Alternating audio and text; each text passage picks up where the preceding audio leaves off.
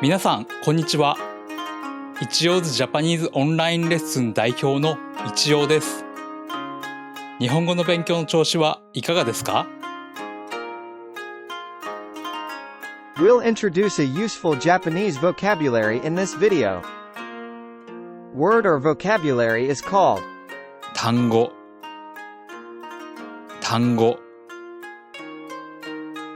Please increase your Japanese vocabulary. それでは今日の動画スタートです。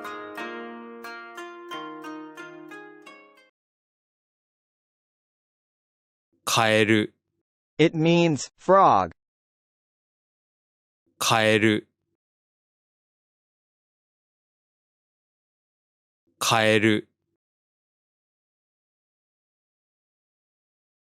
カエル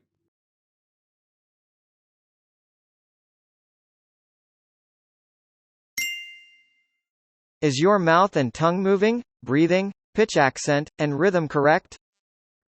Please show us your Japanese before you have incorrect Japanese skills. If you are our daily Japanese mail support member, we'll check and correct it every time. カエルがジャンプした It means, a frog jumped. カエルがジャンプした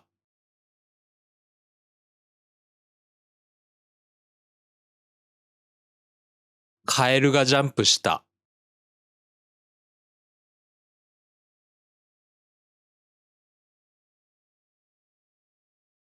カエルがジャンプした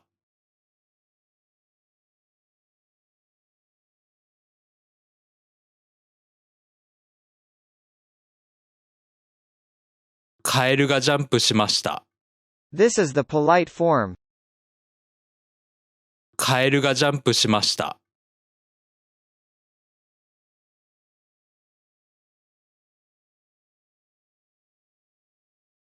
カエルがジャンプしました。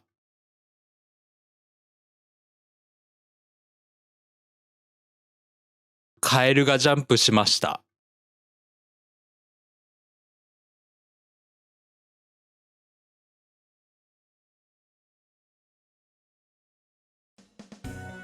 動画のご視聴ありがとうございました。